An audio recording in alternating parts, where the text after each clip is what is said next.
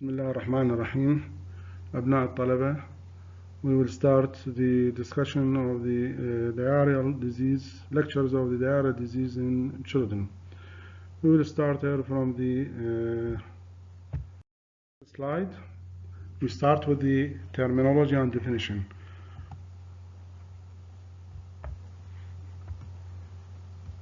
So, what is gastroenteritis? It is the infection of the gastrointestinal tract caused by viral, bacterial, parasitic pathogen. Many of these diseases are foodborne illness, which means the fecal-oral route. Diarrheal disease, infectious diarrhea in public health setting, although several non-infectious causes of the gastrointestinal illness with vomiting and or diarrhea are well recognized. And diarrhea means excessive loss of the fluid and the electrolyte in the stool, manifested clinically by increasing the number. This is very important. Sometimes we face infant or children with the fluidy stool, but less than 3 times per day. It should be equal or more than 3 times per day. And volume and water content of the stool are more frequent passage of the stool than normal for the individual. So an increase in the number, increase in the volume, increase in the water content of the stool, or sometimes simply just by the frequent passage of the stool more than the normal for an individual.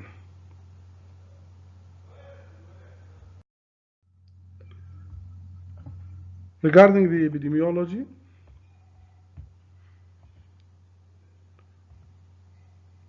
$2.5 billion cases of the diarrhea annually in children under the age of the 5 years in developing countries, with more than 80% of the episodes occur in Africa and South Asia. In children younger than the 5 years, the frequency of yearly acute diarrhea episode is 1 to 2 in the United States, 3 to 8 in developing countries. You can see the number compared between the developed and underdeveloped. In developed country, 1 to 2 episodes per year. In developing country, 3 to 8 per year.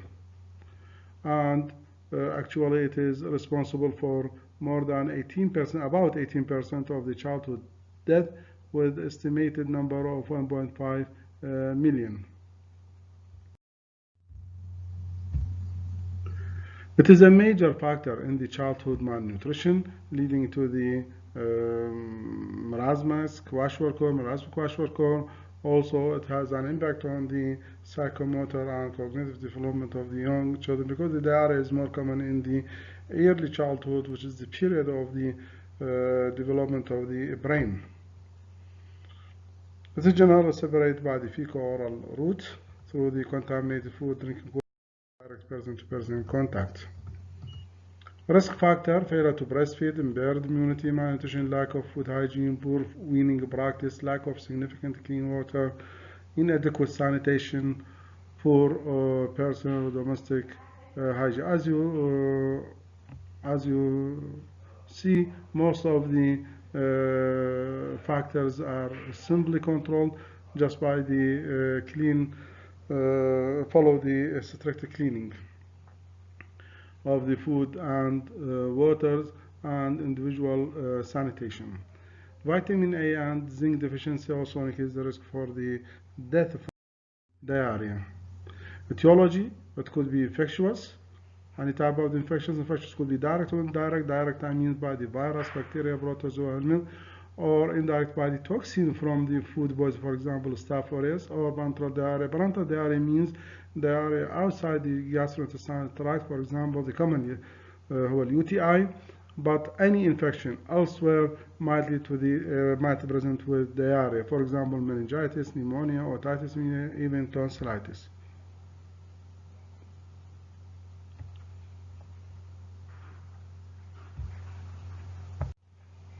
Non-infectious cause of the diarrhea involving drug effect, food allergy, malabsorption of the carbohydrate, and some other rare cause.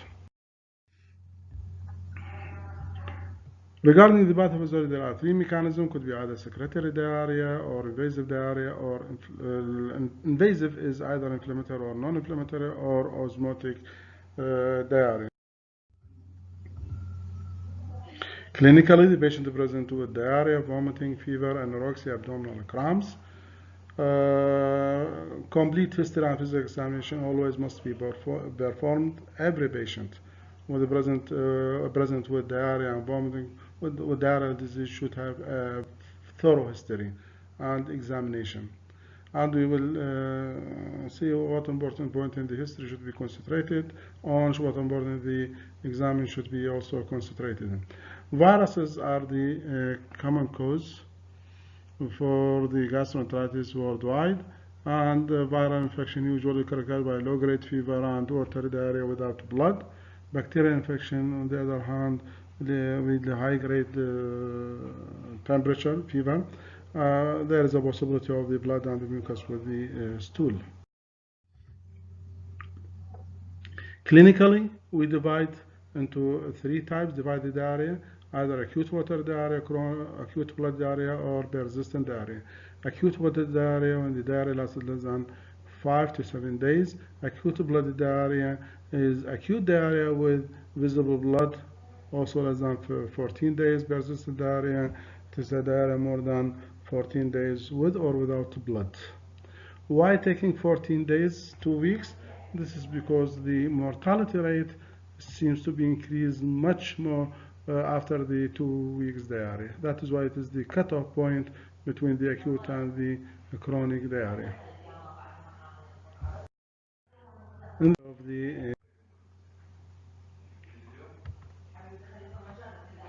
We have two objectives.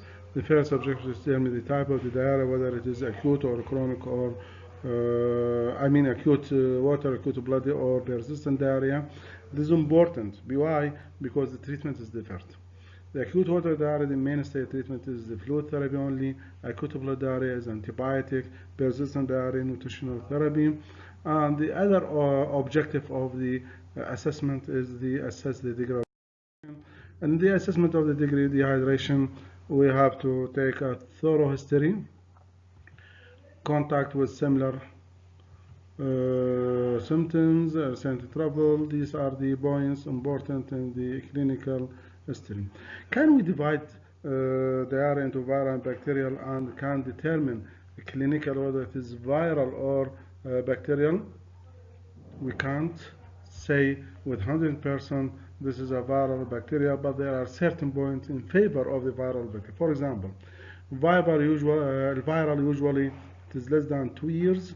Vomiting and fever precede the diarrhea, and is more common in cool months of the year. While the bacteria usually the age of the patient 2 to 5 years. Vomiting and fever often not precede the diarrhea and is common in warm months.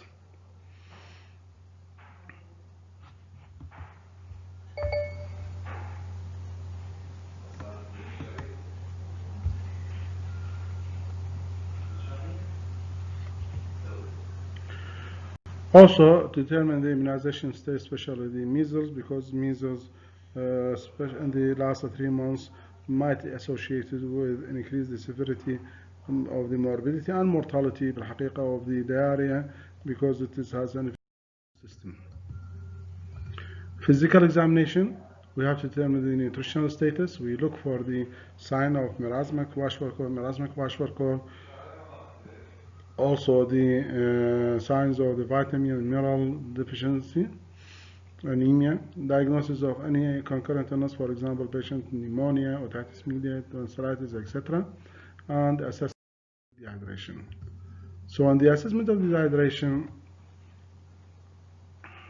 it is an essential part of the initial evaluation of children present with gastroenteritis. It's very important.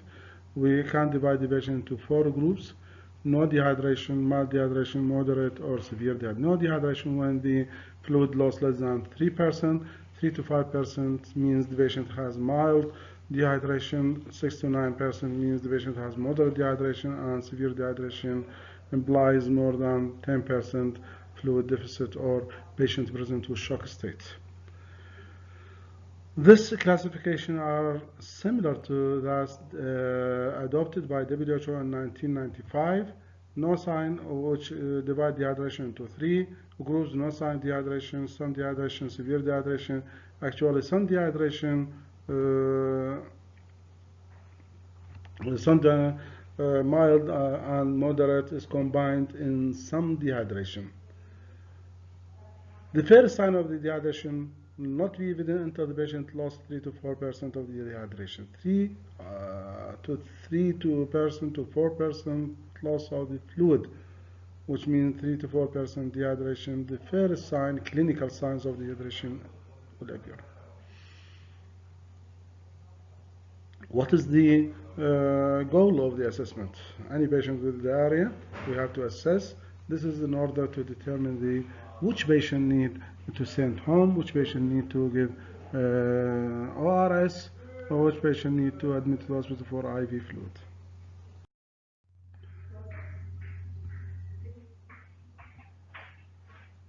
This slide is the WHO actually chart for the assessment of the dehydration. Look at, feel, and decide for the treatment. And they look at, we see the patient condition, the eyes, examine the eyes, look for the tear, look for the mouth intake, and whether the patient is thirsty or not. And in the feeling, we can use the skin pinch, whether the skin retain quickly, retain slowly, or very slowly, and we have to decide according to this finding. We have to decide whether the patient is well alert, or he is restless, irritable, or lethargic, unconscious, or floppy. The eyes, normal, sinking, or very sinking. Actually, we didn't see the patient before the assessment, so we have to ask the mother whether she feels that the eyes is more sinking than the usual. Tears, whether present or absent. Mouth and tongue, whether moist, dry, very dry, and whether the patient drink normally, or he drink eagerly, or he refused to.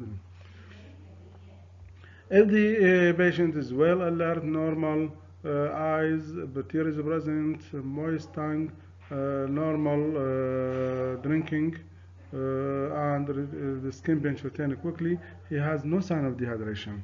So they decide to give him plan A according to WHO. Plan A, just by the increased fluid intake and some advice given to the mother. While if the patient has 2 or more of these signs, including one flag, this in the red called the flag sign, the patient needs plan B used by the ORS, oral rehydration therapy, and if the patient have any of these, 2 of these, including one flag sign, the patient needs plan C, which is IV admission to the hospital and IV fluid.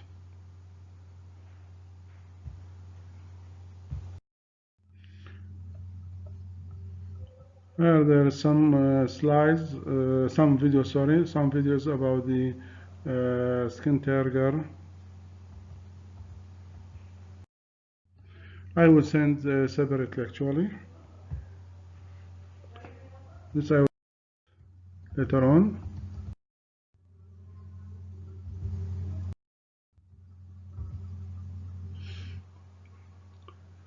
These are some repetitions what it says about the assessment of the dehydration, general condition and behavior, the eyes, the tears, and just we say some of it. Thirst, whether not, or skin turgor. These are the additional useful sign which is not a part of the WHO chart, including pulse rate. A severe dehydration, the patient will have a rapid, weak pulse, and sometimes actually he might pass in shock state with low or undetectable blood pressure. Anterior fontanelle will depress, urinate will decrease, and the patient in severe dehydration will have cosmal breathing, which is rapid, deep breathing, rapid, deep, acidotic breathing.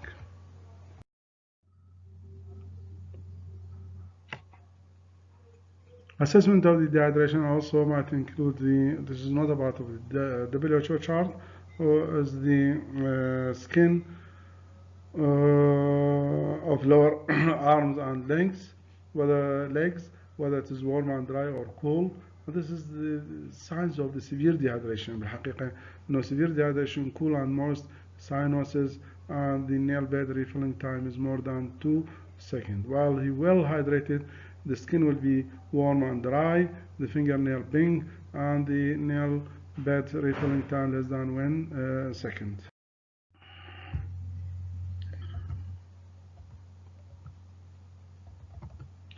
In this slide,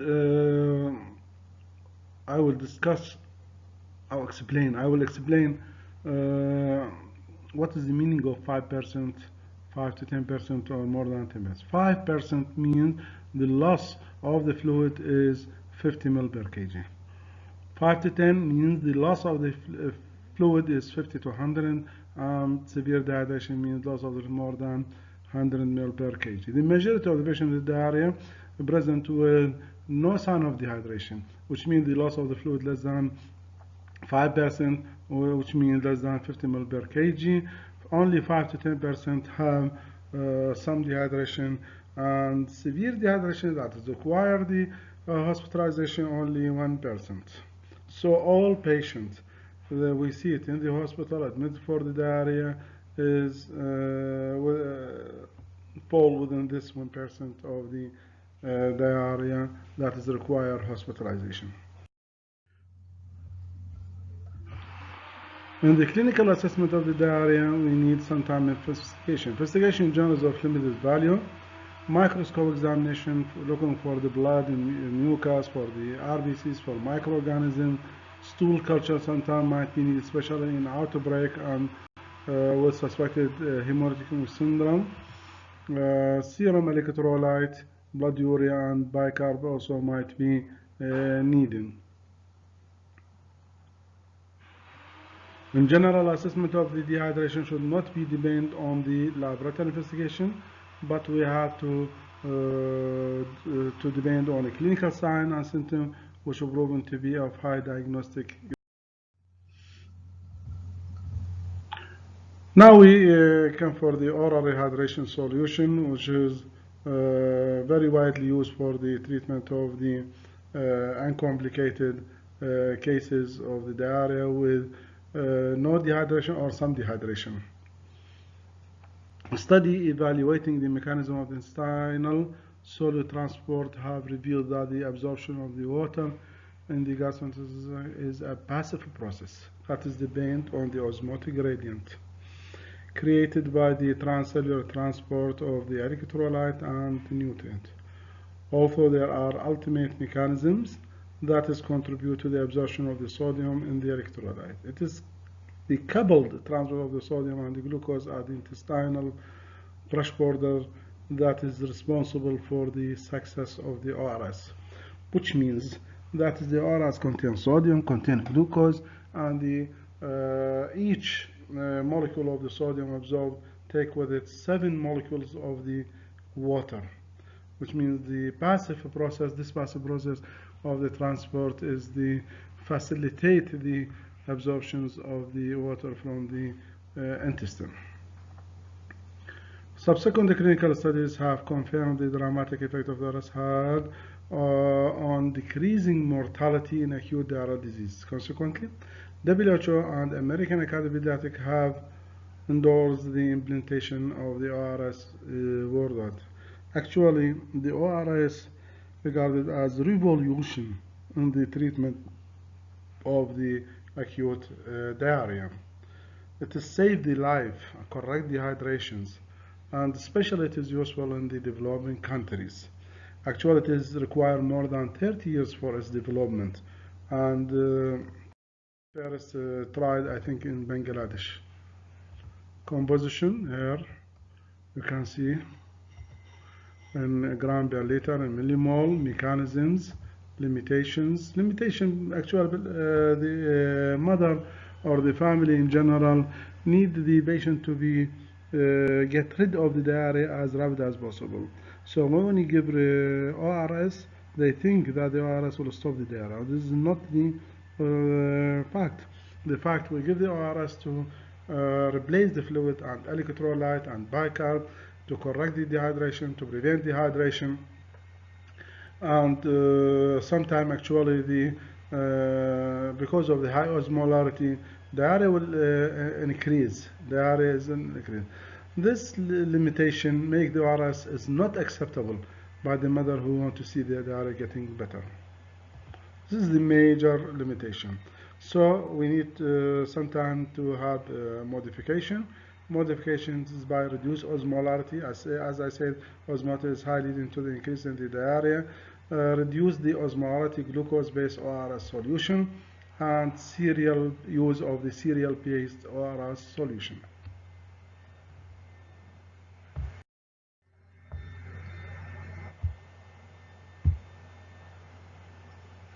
What we need for the preparation of the ORS, just a source of the clean water, clean container of 1 liter, and sachet of ORS. We have to give very slowly. Should be given in a frequent small amount with a teaspoon every 1 to 2 minutes to children under the age of 2 years. So those under the age of 2 years should be used a spoon, a small spoon, and given every 1 to 2 minutes slowly. And as a frequent sips from a cup in older children and adults. It requires the patience, الصبر, and perseverance on the part of the carrier. يعني يحتاج إلى طولة البال والصبر لأنه it is cumbersome to give every 1 to 2 minutes a teaspoon of the ORS.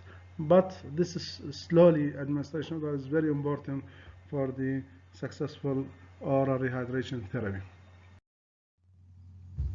In this slide, some problems associated with administration of oral hydration therapy. The patient might refuse to drink the fluid. This is because he does not like the unfamiliar taste. As you know, the child only knows the sweet taste of the milk. When you give him salty fluid, this is unfamiliar for him, he does not drink it. Or the patient is irritable for some other reason, for example, infection, commonly otitis media or UTI, etc. Or the patient is rehydrated and there is no need for further fluid. The other is vomiting. Vomiting is very common, and we should tell the mother how to deal with this problem. She should wait 5 to 10 minutes and start giving ORS again, but more slowly. We should not give antiemetic drug which might cause drowsiness. Third problem, the patient becomes sleepy, drowsy, or unconscious. Here the possibilities. What is the possibilities here? When the patient is sleeping, we have to assess whether he is dehydrated or well hydrated. If he's dehydrated, we have to gentle awake for more ORT, while if he is well hydrated, this should be done. Allow to sleep. Allow the patient to sleep. When the patient is drowsy and weak, consider rehydration. He not take oral. We should insert NG tube and we push the calculated amount of the ORS through the NG tube. Or the patient sometimes unconscious, we look for other causes or the unconsciousness, for example, other than for the severe dehydration, for example, meningitis. Oral rehydration feeding during the ORT, oral rehydration therapy. Feeding in those above the age of 6 months should be started after the 4 to 6 hours of ORT. By the way, ORT in the hospital usually 4 hours.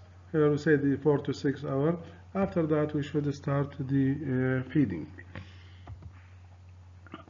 Supplying normal fluid needed during the ORT. The child needs to have its normal fluid requirement. Infant on breastfeeding should continue breastfeeding during the ORT, while non-breastfed should be given 100 to 200 ml of clean drinking water during the ORT. Older children and adults should be allowed drinking as much clean water as they want during the ORT. So during the ORT, breastfeeding should be continued, and those above the age of 6 months start the feeding after 4 to 6 hours, and older children should allow to drink as much as they need during the ORT. Most of the cases of the gastrointestinal in children are self-limiting, and do not require use of medication. Dehydration is more common in children, especially infants, than the adult. Why؟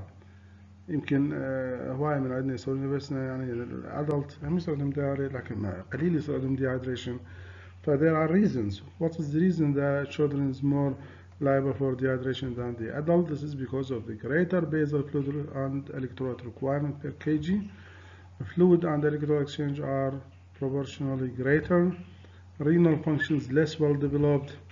Surface area is relatively high, and they are dependent on other to meet the requirement of the fluid and electrolyte. So dehydration must be evaluated and corrected rapidly within 4 to 6 hours.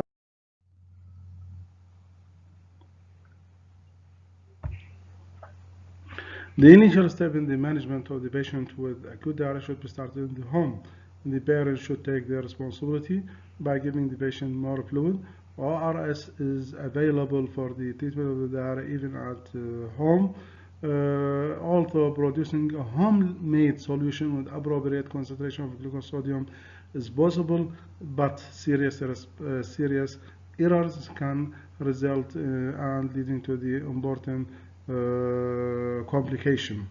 So we have to advise them to encourage the family to use the ORS rather than the homemade solutions.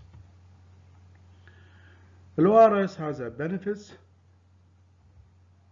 including the treatment failure is very low. It is only 3.6%.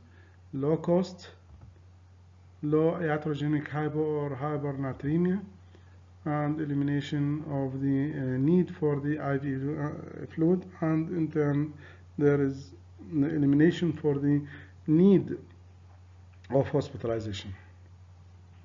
Also, involvement of the parent in the providing oral fluid in the home when tolerated. These are the advantages why we encourage the ORS. الORS بالحقيقة it is the preferred treatment according to the WHO and American Academy of the Pediatric. It is the preferred treatment for the patient with mild, moderate dehydration. Mild to moderate dehydration.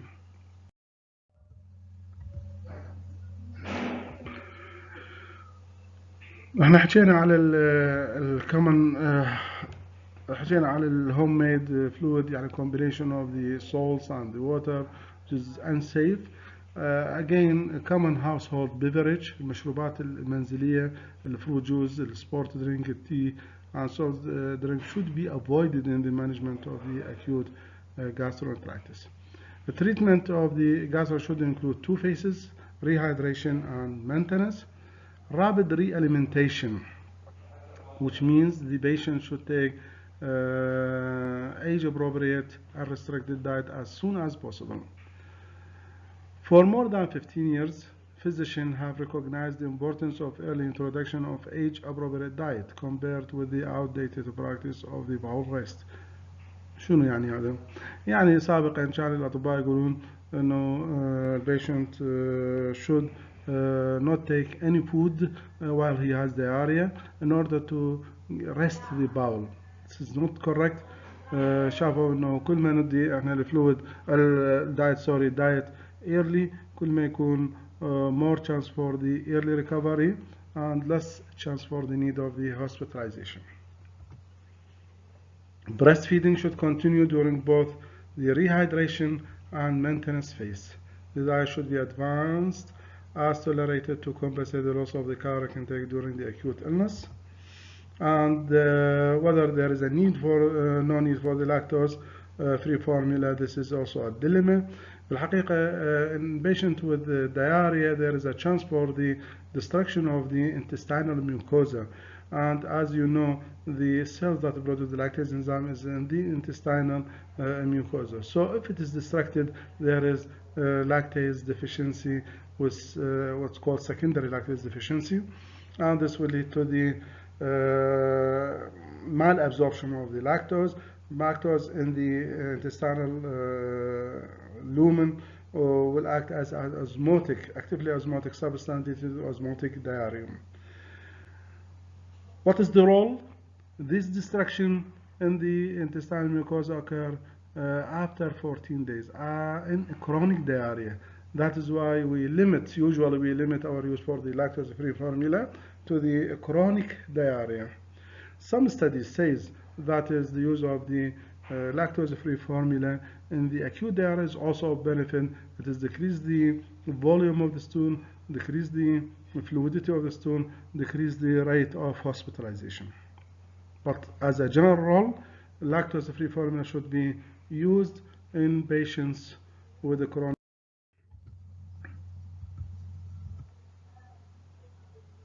The ultimate goal for patients who have minimal or no dehydration provide adequate fluid. هسه احنا نرجع على البيشنت اللي عنده minimal or no dehydration، يعني mild or no dehydration، واللي عنده moderate واللي عنده severe شنو التريتمنت مالتهم. فبالنسبة للمينيمال or no dehydration the goal is to provide adequate fluid intake. Nutrition should not be restricted. The patient should be encouraged to increase the fluid intake, and the use of the ORS is preferable to other fluid for preventing and treatment of the dehydration. At home, 10 ml of the fluid can be administered per kg body weight for each water stool, or 2 ml per kilogram for each episode of the emesis. يعني هواي من عندكم يسألون على الدوز of the ORS. الدوز of the ORS هنا يقول 10 ml per kg for each stool and 2 ml per kg for each vomiting. ممكن نحسبها بغير طريقة، إنه those children less than 10 kg should be administered 60 to 120 ml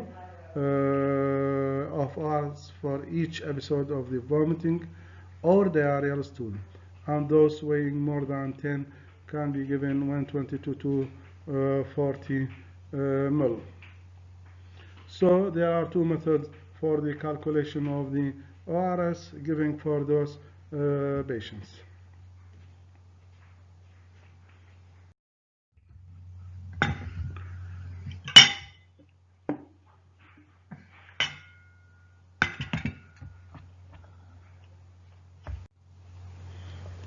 When the patient have moderate dehydration and he admitted to the hospital, in the hospital there is a corner called ORT corner, oral rehydration therapy corner. Here we give the fluid 50 to 100 ml of R per kg over 2 to 4 hours.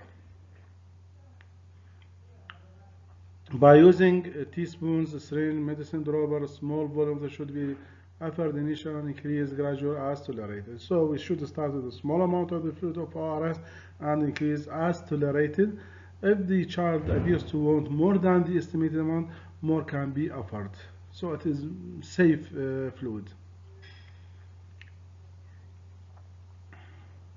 If the patient have difficulty in taking the fluid for any reason, for example, patient with oral ulcerations, or the patients who has repeated vomiting, we can give the calculated amount of ORS through the NG.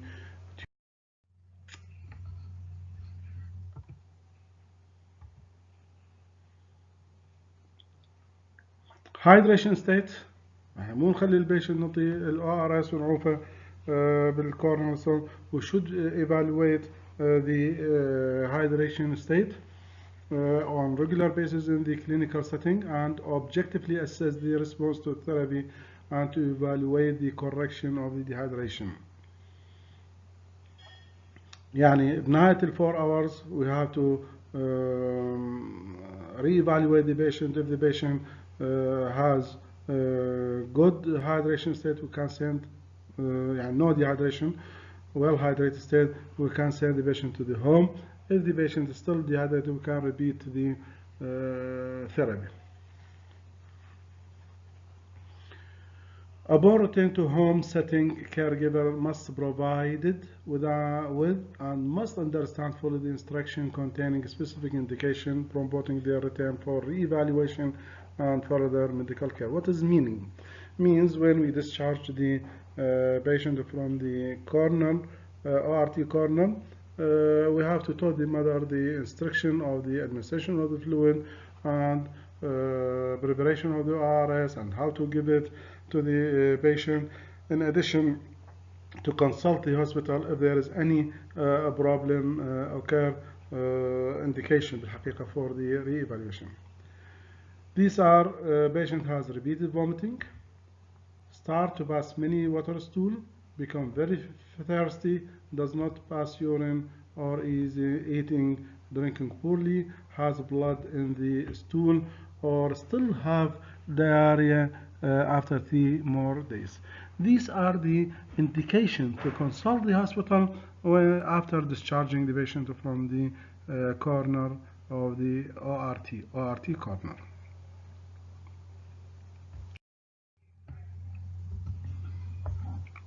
Now we come for the most important is the severe dehydration. What we talk about is the mild, no dehydration, mild dehydration, moderate dehydration.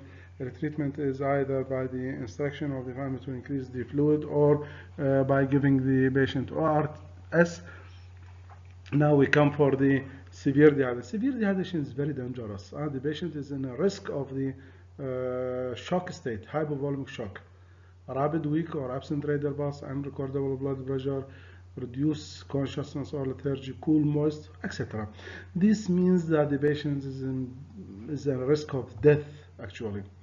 Those children are at immediate risk for the death and need urgent IV rehydration. Initially, we have to give the patient initial rehydration, rapid administration of 20 ml per kg, of Ringer solution or normal saline. This is called initial dehydration. Initial dehydration for rapid expansion of the circulation, given rapidly 20 ml per kg over 20 minutes. This followed the replacement of the deficit, followed by actually replacement of the deficit and maintenance. So we start with the initial rehydration, either Ringer lactate or normal saline 20 ml per kg over 20-30 minutes, and then we start with the deficit and maintenance. The deficit is handled because it is إذا تذكرون قلنا احنا severe dehydration is 10% mean 100 ml per kg, so we have to give 100 ml per kg. The maintenance is also according to the weight. First 10 kg give 100 ml per kg, second 10 kg 50 ml per kg, third 10 kg 20 ml. يعني إذا patient وزنه 15 نعطي أول 10 كيلوات هو 100 مل بر كيجي راح يصير علم. السكند 10 كيلوات 50 هو 5 متوقع 5 كيلو 15 وزنه، فيصير 5 في 5 يصير 250. فالمينتنس هو 1250 مل. هكذا. البريفيرد بالحقيقة هو الرينجر لاكتيت. الرينجر لاكتيت contains صوديوم، بوتاسيوم، كالسيوم، كلورايد. It is lactate even, but there is no glucose. Also called Hartmann solution for injection. This is one of the two important recommended fluid for the initial rehydration. The other is the normal saline. It contains adequate sodium, potassium to correct the deficit of these electrolytes, and contain lactate, which metabolizes to the bicarbonate to correct the acidosis. But it contains no glucose. Or we can give Ringer lactate with 5% dextrose. The same constitutes as the above, but it contains glucose 278. It is prepared over Ringer lactate without dextrose, it contains glucose to help prevent hypoglycemia. So the preferred ringer lactate with 5% dextrose is preferred over the ringer lactate because it is contained the glucose to prevent the hypoglycemia. Acceptable, you can use the normal saline. Okay, also, this is I talk about the initial rehydration. So either we use ringer lactate or ringer lactate with dextrose, or we use normal saline. And normal saline contains sodium, contains chloride, but there is no potassium, there is no lactate, there is no calcium.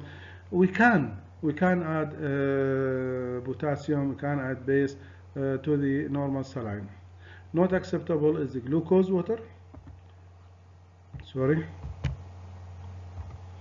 Glucose water, saline, dextrose is not acceptable because it is contain only glucose and lead to the osmotic diuresis, and this will add more on the dehydration.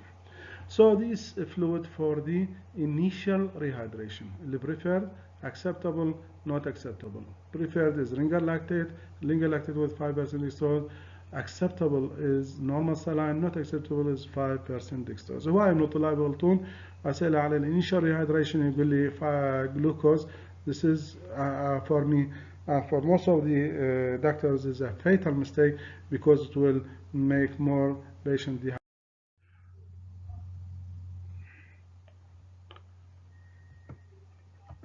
Sometimes we need, in certain cases of the diarrhea, we need a rate of infusion more rapid than the 20 ml per kg in the initial rehydration. This is, for example, in patients with cholera, the rate of the dehydration and severity of the dehydration is more expected, and the patient might have more rapid rate, and sometimes we need to repeat it more than once.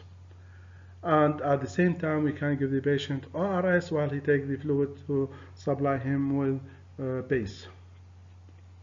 The commonly used method for the administration of the IV fluid هي IV line. IV line معروفة السايت مالتها. Sometimes the patient in severe dehydration in collapse state, there is what we call the hypovolemic shock. It is difficult to have IV line. We have to send the patient to the surgeon for venous cut down or intra OSS infusion. Intra OSS infusion بالحقيقة intra OSS infusion is by the special cannula put in the bone marrow, and we infuse the fluid in the bone marrow. It is very effective method, but it is dangerous because it is likely to damage the bone growth, bone plate, growing bone plate near the knee. This is because the most common site used هو upper tibia. If we have no access to the IV line, there is no cannula, we cannot do the cannula, there is no surgeon to do venous cut down, and there is no facilities for the intra-OSS infusion, simply we have to insert NG tube and we push the calculated amount as ORS in this tube. And we have to assess the patient every 1 to 2 hours. Don't forget, this is in severe dehydration. Also, we can use the ORS if we cannot take access to the IV, and we can use the insert NG tube and push the calculated amount through this NG tube. In the treatment of the patient with severe dehydration, we should avoid hypotonic fluid. Hypotonic fluid, I mean 1/5 glucose saline, 18%. The best for the rehydration in the severe dehydration, I mean the best fluid is the 1/3 glucose saline. And the patient should be observed closely, monitored on regular and frequent basis. Serum electrolyte is important, but it is not necessary to start the IV fluid. And poor response. When the patient has severe dehydration, I decide to give him IV fluid, we give the initial rehydration, still the patient after 2 times of the initial rehydration not responding. This raises the possibility of another diagnosis. For example, patient have septic shock or neurological or metabolic disorders. Once the patient is well hydrated, conscious is normal, one can switch to oral or NG tube route. Yes. Intravenous dehydration.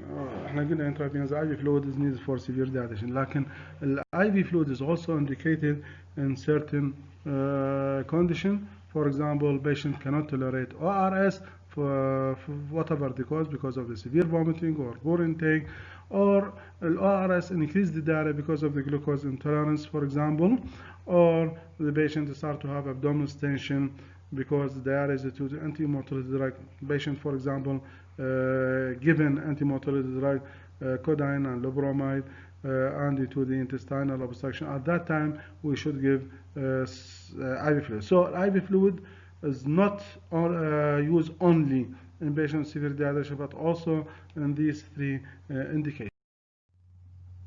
حقيقة إنه الميجر indication for the admission to the hospital is the severe gastroenteritis. But there are other indications include the following. Intractable illnesses. Patient under severe vomiting and he cannot take the ORS, so we have to admit him. Patient with severe dehydration has lost more than اللي هي قلنا هذا usual indication. أو younger age, less than 1 year, with irritability and lethargy. And certain diagnoses. We are not sure about the dehydration because of the gastroenteritis. For example, patient under diabetes mellitus. ممكن ketosis is present with severe dehydration even, with dehydration. Or patient, we might need the patient with diarrhea, vomiting, and we suspect meningitis. We should admit the patient, even if the patient has no severe dehydration. Or underlying illnesses that may complicate the course of the disease. For example, patient with diabetes mellitus, with congenital heart disease, etc. Or sometimes in patient with a failure of the treatment of the ORS for whatever the cause of the failure, ممكن يكون إنه ORS worsening the diarrhea, or patient is not tolerated the ORS. And finally is the concern regarding the adequate care at home by caretaker. يعني نشوف الأمية ده ممكن يكون الأهل أو الأمية in particular is we expect that she's not take care of her baby, she's ignored. We can also admit the patient to the hospital. Is there any limitation for the ORS therapy? Yes, there is limitation.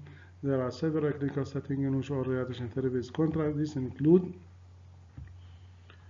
when the patient is in a state of shock, hemodynamic instability, altered mental state. At that time, the patient should be admitted to the hospital, should not be given the ORS, because the ORS might lead to the aspiration. Abdominal ileus, suspected intestinal inception. بالمناسبة, intestinal inception is one of the complications of the acute gastroenteritis.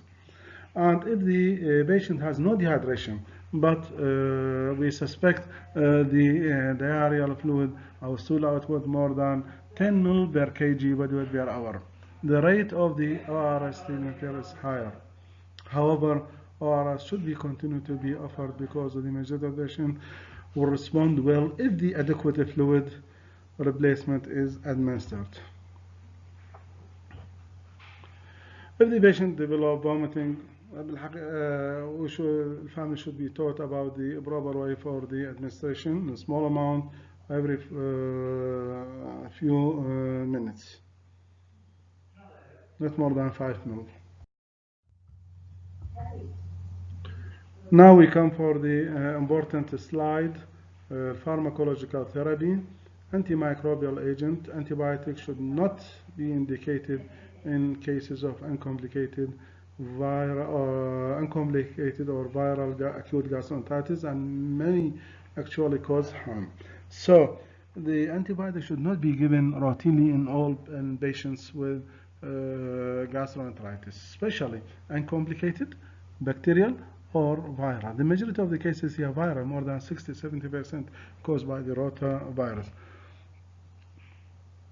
The antimicrobial agent may increase the risk for prolonged carrier stage and relapse in non-typhus salmonella infection.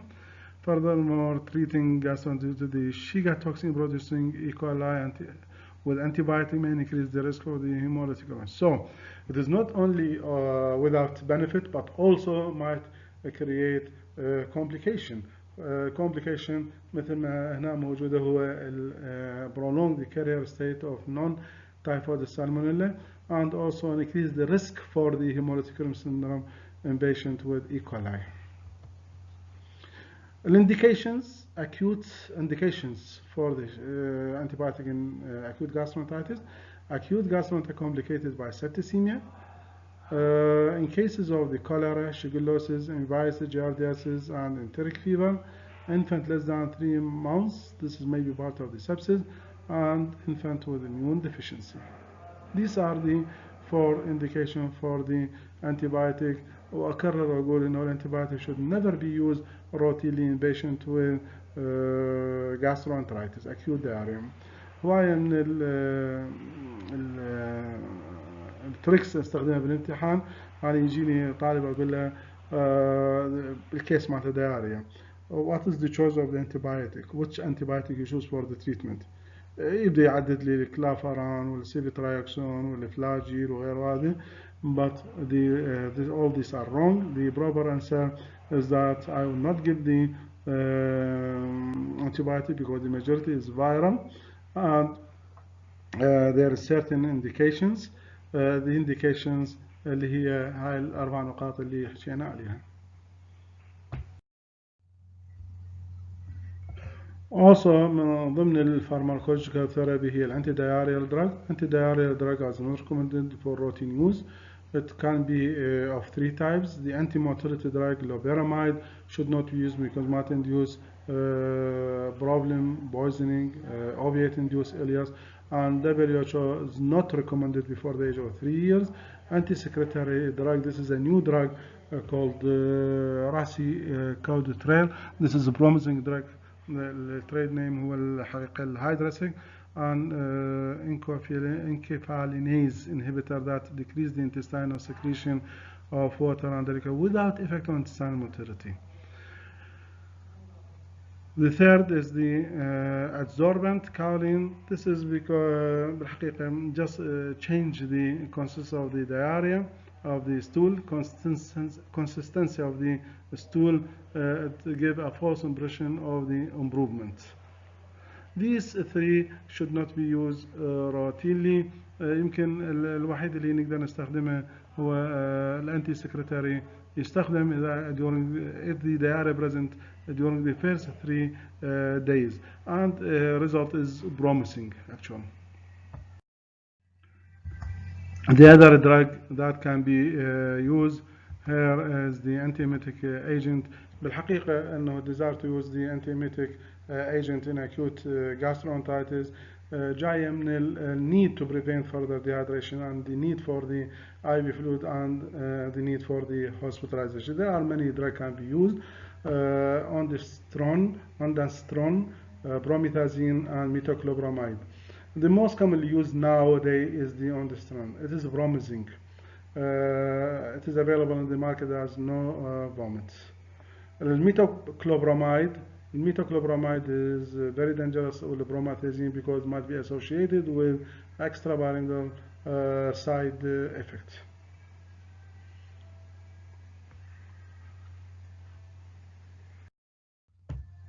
Other drug can be used in the treatment of the acute and chronic diarrhea is the zinc. Zinc is a micronutrient and it is a protector for the cell from the oxidative injury. There are many studies about the benefit of the zinc therapy in conjunction with ORS therapy. It can lead to reduction of the duration and severity of the diarrhea and prevention of the recurrence. which means that it's required for the treatment of the acute diarrhea, chronic diarrhea, and also to prevent the diarrhea. There are many studies. Some say it is of benefit, some say it is of benefit, not benefit. اللي يهمنا الموضوع هو WHO and UNICEF recommend all children with acute diarrhea in at-risk area. At-risk area means developing countries should receive oral zinc in some form for 10 to 14 days during and after diarrhea. 10 milligram per day for infants less than 6 months and 20 milligram per day for those more than 6 months. Other drugs that might be used actually is of debatable benefit is the probiotic and the prebiotic. As you know, the probiotic is a living microorganism in fermented food that is potential benefit is to restore the balance in the intestinal flora. Some say it is might be of benefit. Prebiotic oligosaccharide that is facilitate or stimulate the growth of the intestinal flora. A randomized control trial studying prebiotic have failed to demonstrate a reduction in the duration of the diarrhea in children. Therefore, prebiotics are not recommended routinely, but these probably probiotic might be recommended.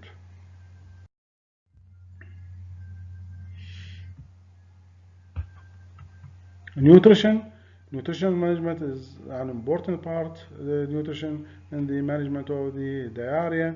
Diarrhea is important during and after diarrhea stop.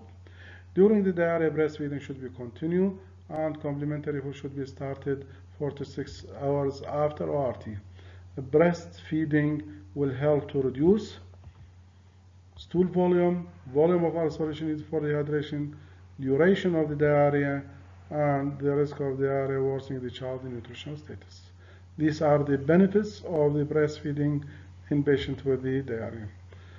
Lactose-free formula is required for the chronic diarrhea, but some studies, don't forget, some studies shows that the lactose-free formula also might be of benefit in the acute diarrhea and the reduction in the stool volume, the fluidity of the stool, and the duration of hospitalization.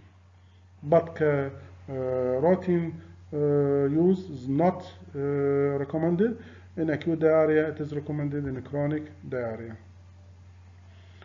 The vast majority of the children with acute diarrhea can be given undiluted non-breast milk after 46 hours. Don't forget the 46 hours of the ORS. After that, we should stop. Also, early feeding is important. After 46 hours, these feed should be culturally acceptable. يعني انه احنا نعلم الامايه على الفود اللي هي تعرفه، مو نروح نعطيها فود نجي نترجمه من الكتب ونقول للامهات ما تستخدم، لا اللي according to the culture of the community. شنو الاشياء اللي تعرفها ممكن نسويها benefits of the children. So it should be culturally acceptable, readily available، موجودة بالبيت، high energy content، provide adequate essential micronutrient in mashed or ground swallow حتى يكون easy swallowing, and should contain added vegetable to increase the energy. An extra meal should be given for at least 2 weeks after an episode of acute or persistent diarrhea.